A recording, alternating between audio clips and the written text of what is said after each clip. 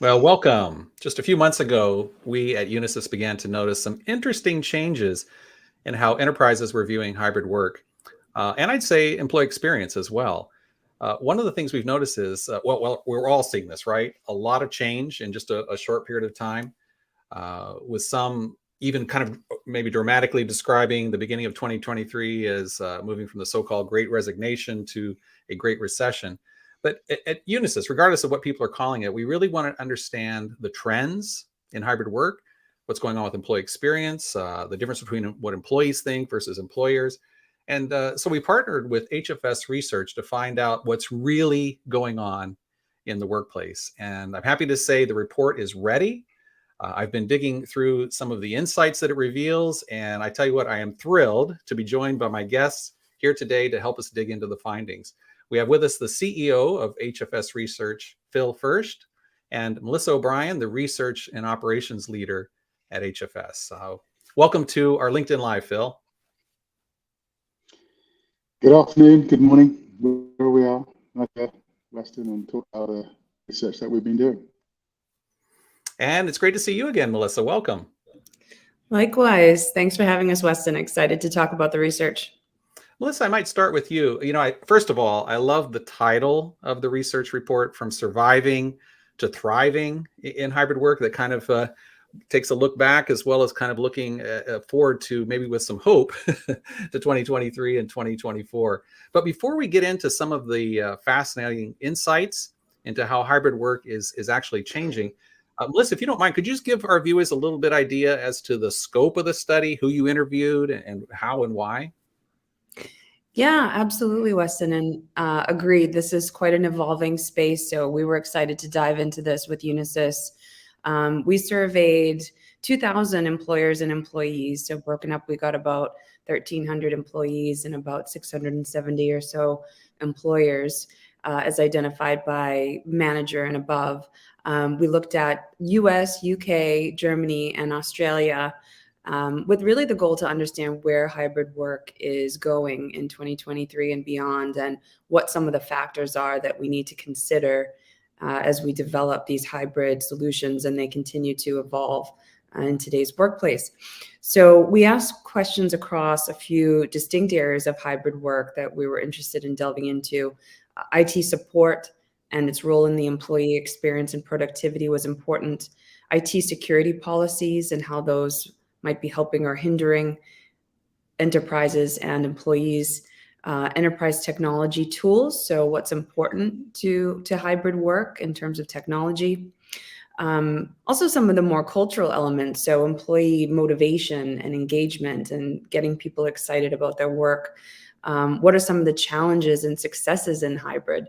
And employee experience programs. So just talking about those very specific ways that enterprises and managers are working to develop programs that enable employee engagement, that try to track and understand what's happening with employees today.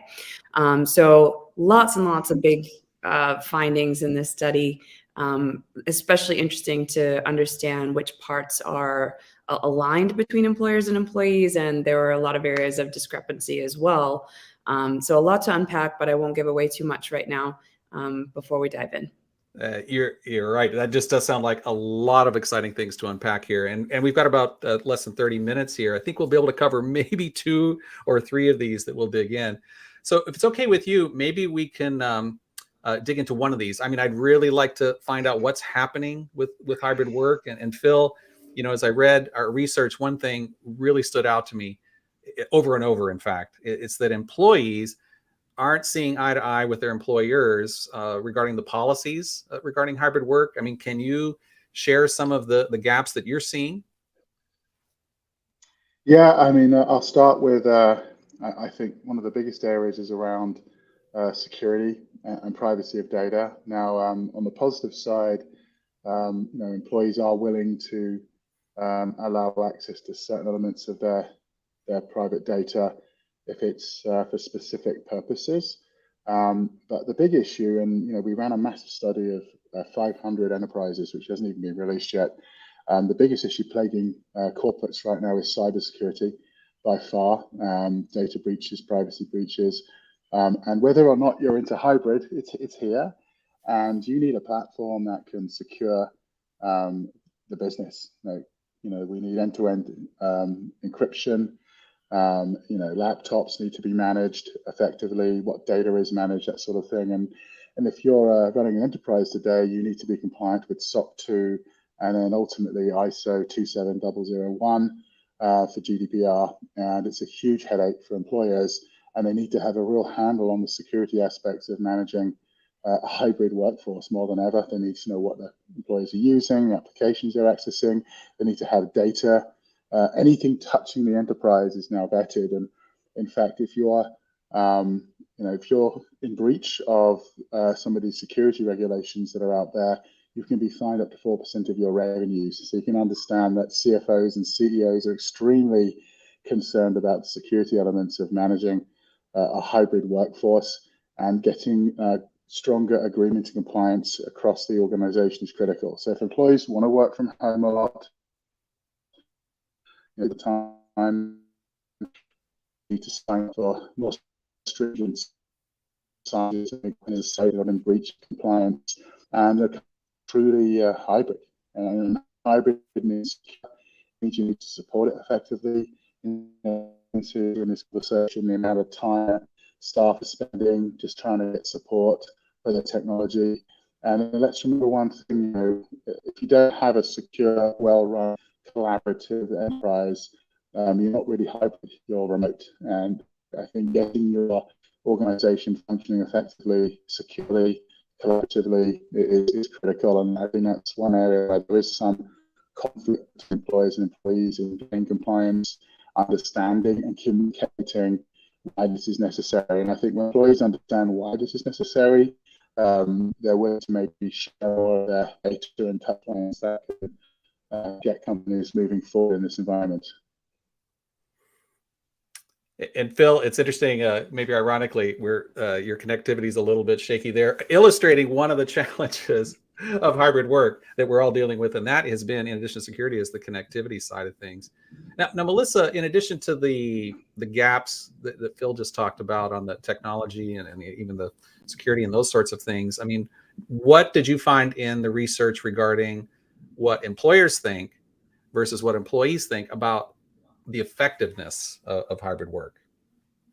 Yeah, it's interesting. We asked them outright, how effective you find the hybrid work environment. And it was interesting to see that employees are a lot more confident in the effectiveness of the hybrid model than employers. So in fact, about half of employees said that they find the hybrid work environment very effective.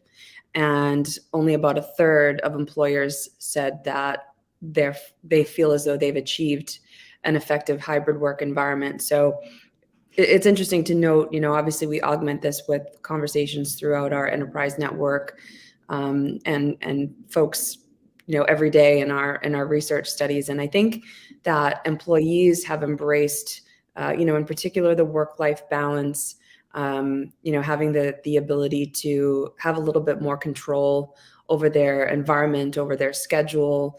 And that seems to be one of the pieces that's really driven this to have them find it effective. I think what employers are struggling with is a bit of coming to grips with understanding employee productivity as well as employee engagement, where it's so much different. And, we've even experienced this. I think everyone's probably experienced this over the last 2 or 3 years of, onboarding, for example. You're bringing on a new employee, and how do you understand if they're feeling plugged in, if they're excited about the work? Do they understand the work? Are they grasping it? You can't just swing by their cubicle as you used to. And, this is one of the things that employers are struggling with. And I think that speaks to a bit of the lack of confidence in comparison to employees about the actual effectiveness of this model. And that's part of what we're digging into to understand how we can make that work moving forward in this study. But I'll leave it at that for now. Well, I think that's a great segues to what I think we would like to talk about next. You've talked about the problems. You talked about the gaps, employers and employees not seeing eye to eye, even on the effectiveness of it. So what did you uncover in the research as to how we can bridge that gap? It looks like we've got you back 100% connected, Phil. What did you find? Um, so bridging the gap is combating a lot of the issues that are plaguing companies at the moment. So we're in a negative economy, whether we like it or not. So smart employees know they need to have more visibility in office if they can make that. You're seeing many of the big corporates announce usually 3-day back in the office mandates. We've seen Disney, we've seen General Motors, we've seen Amazon. We can go through all of them. They're all mandating usually 3, some even 4 days back in the office. Some of that as well is concerns over real estate costs. So I think some CFOs will turn around and say, if we've got half our employees working remotely, why do they need to be employees? They can be contractors, right? There's conversations like that happening. And in addition to that, there's a big real estate issue where the costs, where most, I think in New York and London, for example, offices are 50% full, and they're not predicting that to increase anytime soon. So there's a economic issue around how long do companies maintain the amount of real estate they have. And so you need to find a balance between one, office time, 2, the need to have more in-person collaboration. I think there's a big voice now that is saying, hybrid only works if you can have regular in-office collaboration as well. It's very hard to train young people in particular, and in a difficult economy, you need to be tighter as a unit. People need to come together more. People are a bit more worried about their jobs. They need more visibility with their bosses and that sort of thing. And it's a balance. I mean, when we ran the study, employees value more than anything their ability to have a work-life balance. That's clearly very, very important. They value the immediate team around them a bit more than the high-level company rhetoric. So the people around them, their direct manager, that's an important relationship as well. And I think this is a moving issue. We're finding the balance. I think we're getting closer to it than we were. I think the Great Resignation was almost a one-way conversation. That's now behind us, and now it's more about engagement. It's about enthusiasm, because most staff, we saw in the data, they feel more engaged than they were 6 months ago. They feel motivated. They like the work-life balance they currently have. And so the issue here is how do you maintain that level of excitement and enthusiasm and have managers feel confident that they're getting the collaboration and efficiency they need across their teams. So we're in a kind of moving situation. What has transpired is, I think, more of a balanced hybrid model than we had about 6 to 12 months ago, where we were talking more about 1 day in the office, maybe, that sort of thing. So we're definitely shifting more to a middle ground, and many companies citing 3 days a week back in is them saying we want the emphasis more in than out. And I think that's where we're going to see the focus for the next few months. I'll jump in on this one too, Weston, if that's okay. The other thing that I'll point out is there is actually a really strong alignment as far as what employees and employers think actually really works in terms of importance for building an effective hybrid workplace. So we asked both employers or employees, what are some of these elements that are going to make this work really well moving forward to build this hybrid environment that is more effective. And the top response for both was actually better training. This is something I think a lot of organizations have struggled with in a remote environment, just kind of completely pivoting some of the normal training modules that they would have had in person to creating that in a hybrid work environment. So that's clearly top of mind. Consistent technology quality is really important, as we've all experienced and we all know. So that was the second response. And then they also agreed on the top number 3 area, which was getting people more motivated to work with. So all of us, regardless of whether we feel, we're really effective in a hybrid or a remote environment, we still feel that kind of dearth sometimes of camaraderie or, motivation when we're, feeling isolated or siloed in a remote environment. So those clearly are the top 3 things, very important for both employers and employees to tackle. And it's also nice to see alignment on that. I think the key thing here is going to be on implementation because they've all identified this as important. Clearly, there are some pieces missing. So how do we do this? How do we set it up so that both employers and employees get the better training they need, ensure technology solutions are implemented appropriately, and get people motivated? So let's maybe switch gears here a little bit, stepping back from hybrid work, which is obviously still a very important topic, and you've given some great suggestions as to how to bridge that gap between what employees want and employers are providing.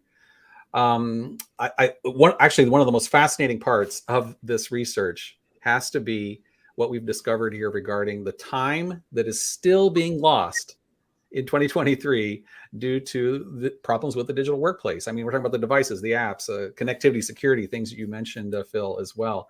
And this is especially important in hybrid work. So, how much time, Phil, are people losing each week as a result of an IT failure? And I'm not talking about just the time they spend on the phone with support, but the full time that they're losing. What did you discover? Yeah, we discovered, I think, 49% of employees are losing at least 1 to 5 hours a week dealing with IT issues. And this is actually even more pronounced when you get more into the data, and you've got 23% are losing 6+ hours a week, and a number over 10 hours. This is a lot. This is, when you think about it, it's almost a day of someone's week spent, looking around for help, trying to get things fixed, things going down and not working. I was actually in our office yesterday, and there was one fairly new employee trying to figure out how to find certain types of contacts out of our database, for example, and he just didn't know who to ask. Like, where do I get this from? And there's no one around to help that individual. And having a central focused way of not just managing technology, having responsive support and security to help keep things running smoothly. It's also having on-tap support to help staff just get things done, because everything is digital. Everything requires training, a clear direction and communication. And I see a lot of companies struggling with that. Is how do you clearly communicate with your staff where to go for certain issues, how to get things fixed, how to train on certain types of applications. People are using lots of new software and technology as well, and it is problematic, and starting to figure out how to reduce the amount of time you spend surely has a bigger impact on the top line eventually, and also morale. If your tech doesn't work, it's a big issue. And we also heard in the survey that having robust technology, having technology that creates a great experience, is a big motivator. One of the top, I think it was the number 2 motivator for employees in the workplace. You want your company to work, you want it to be slick, you want your support staff to be responsive, and you know where to go when you have problems. Phil, I find this fascinating. The amount of time that we all discovered here is actually being lost. And I think it'll be eye-opening for enterprises to see that as well. Now, I know some enterprises are aware. I was talking with one client, and they shared with me how they see the importance of this lost time. And they've actually gone to the next level, where instead of just saying, okay, how much time overall are my employees losing, and coming up with an average, they're looking at it by persona or by role. What's the difference between the impact on the business when a salesperson loses 4 hours in a week versus someone in HR? What's the difference when someone on a factory production line can't do their job, versus somebody in finance? And translating those hours into real dollars that is having an impact on the business. So, Melissa, this is a problem. So I'd like to know, was there anything that the research showed that organizations can do to address this lost time?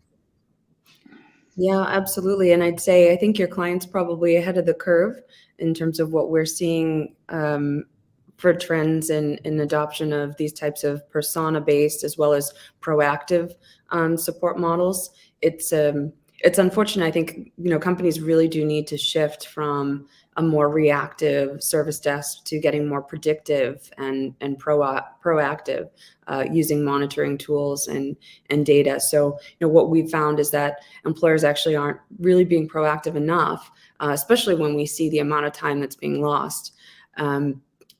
They're not being proactive enough to measure the productivity loss. So just about half are even measuring productivity loss, and half are actually putting in place systems and technology that can help predict some of these issues. So this is where the industry is going. This is where companies need to think through. If they're not even measuring productivity loss, then they might not even be aware of the problem. So moving toward a more proactive model is going to help resolve some of these efficiency and productivity issues. And Phil, I think we flashed up that stat a bit early there, but would you like to talk about that? Because I think that's the secret there, the 92% of employees, and I won't go into the rest of it. Yeah, a lot of this is around getting employees, more aligned with sharing data, because that's going to help employers a lot. I think, we used to have in companies a thing about it doesn't really matter how many hours a week people work as long as the outcomes of their work is effective. Now it's changing a bit to a lot of employers want to know where their staff are all day. I think sometimes there's a remoteness that sets in. So having a strong EX program is really important to drive this. And a lot of it is sharing data. You need to understand what applications are going down and why. How do we resolve these issues faster? Even things like people getting way too much spam in their inbox to, the collaborative app is constantly going down, that sort of thing. Using Teams and Zoom and applications like that for your chat and communication. How much time are you spending on those apps, which sometimes aren't working too effectively? So I think having a happier workforce, which can share some of the data with their employer without feeling like constantly under scrutiny is absolutely critical. And being able to resolve issues faster ends up with a happier end user. So maybe just to recap here, what I'm hearing, because I think this is the the gem in this research. We saw, again, 49% of employees are losing between 1 and 5 hours weekly because of IT issues. Yet 92% of employees are at least somewhat willing to share data about the performance and the usage on their device if we promise that we're going to fix that lost time, if that's how we're going to use the data. But this last stat is the warning sign here. So the 69% of employees indicated that they would not be willing to give up data privacy, even if it meant higher job security. So there's a balance here that I think we're seeing, that if we're going to share this data, I think you alluded to it, Phil and Melissa, that we need to be very clear as an enterprise how we're using the data.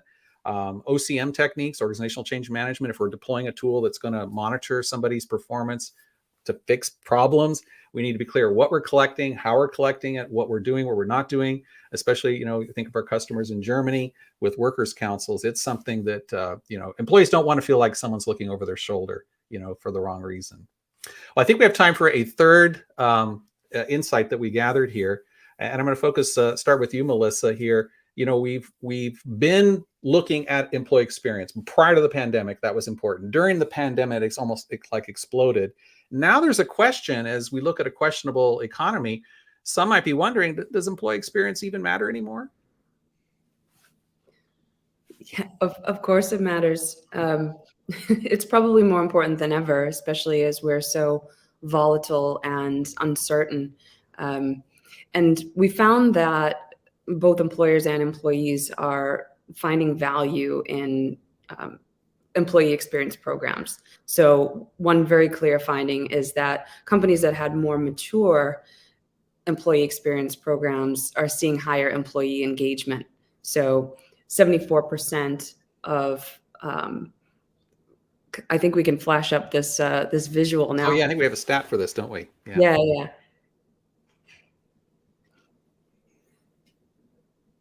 There we go. The next one.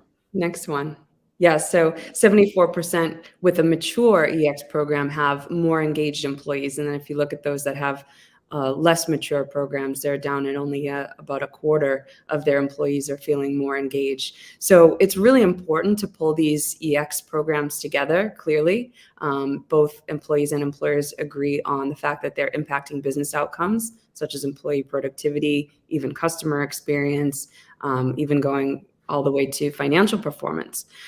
So yes, to answer the question very, very clearly, it is extremely important. And what do we need to do in order to make these programs more mature? In fact, how we actually assessed what those organizations that responded with their EX programs and their maturity was specific methodologies to measure employee experience. Do companies even have that in place? Are they reviewing those measures to try and understand, to have a sort of baseline and then track performance along the way?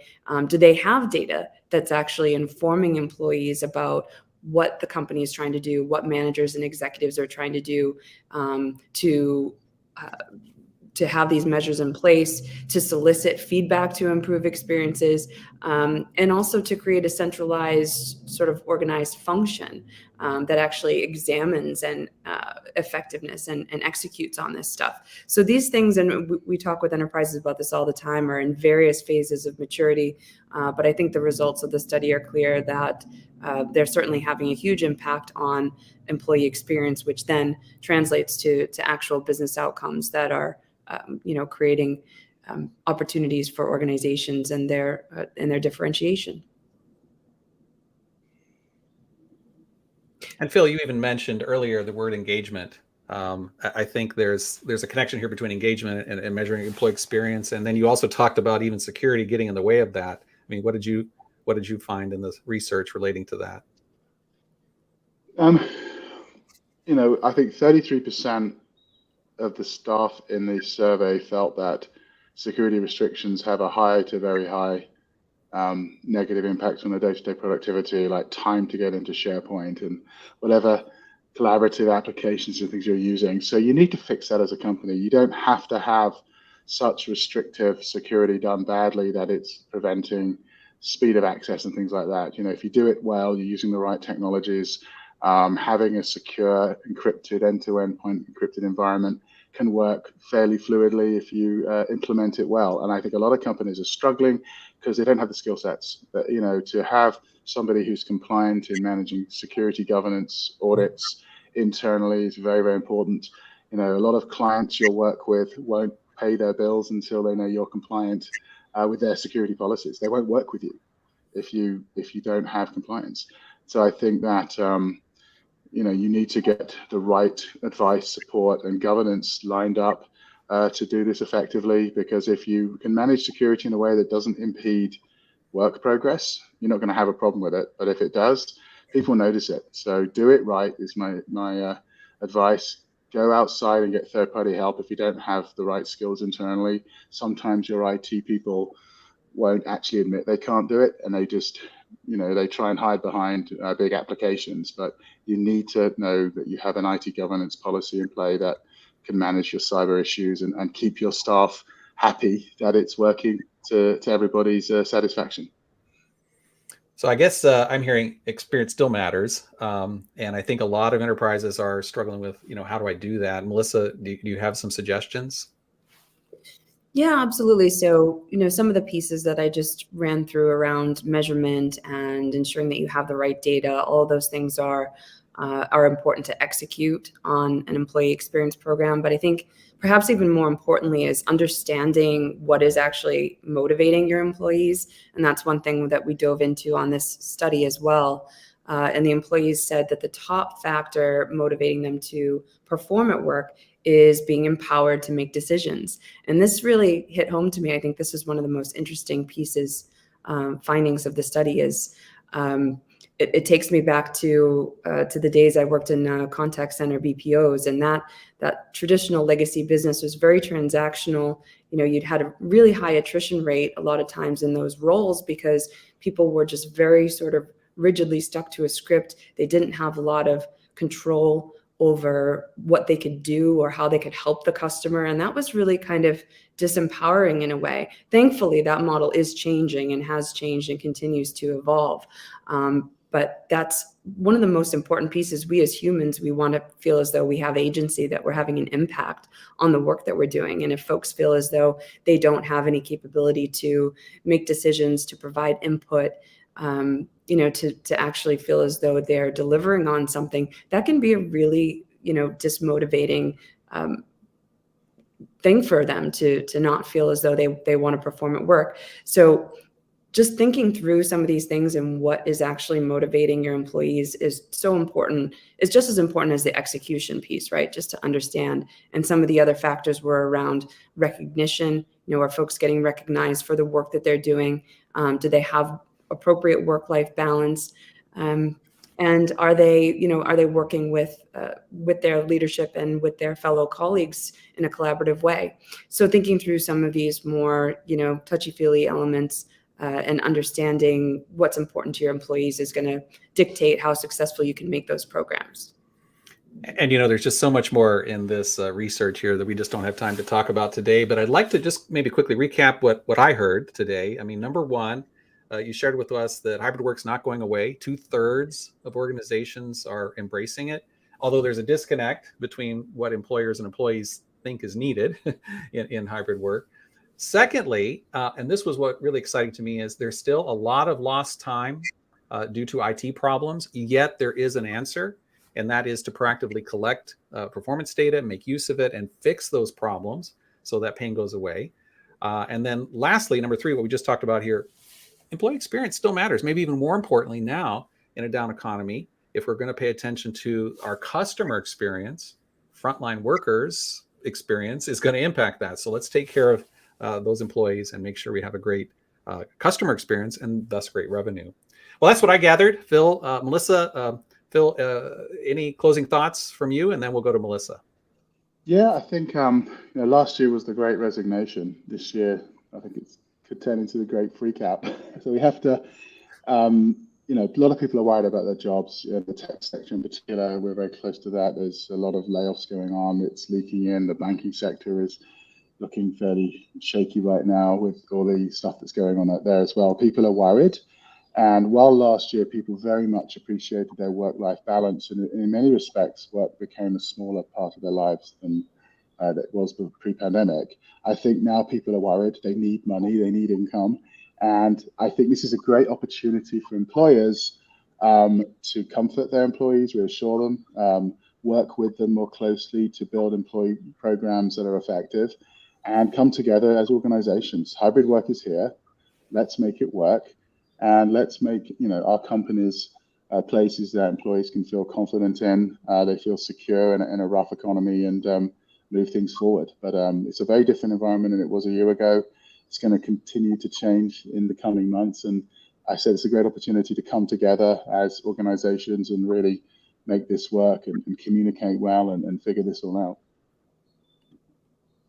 Yeah, I agree, Phil. And just looking at the employee side of things, I think a lot of folks are feeling unsettled. For any of our listeners or followers who are thinking this through, from an employee standpoint, we know enterprises don't want to lose their top talent, but people also want to feel more impactful and more engaged with their jobs. And some of us want to get out of the rut of, what remote work has done and get more into a hybrid environment. So thinking through some of these things and listening to employees about what's important to them, what's going to motivate them to be in the office or not be in the office, just to be more engaged and productive and proactive in their work, I think is important. So we talked about a lot of things. It's a really holistic, play that companies need to make that goes across IT, it goes across security, it goes across your HR departments and your managers and thinking through your strategy of how you approach employees. So it's going to be interesting times, but we have some really good prescriptive information in this report, I think, if folks want to dive in.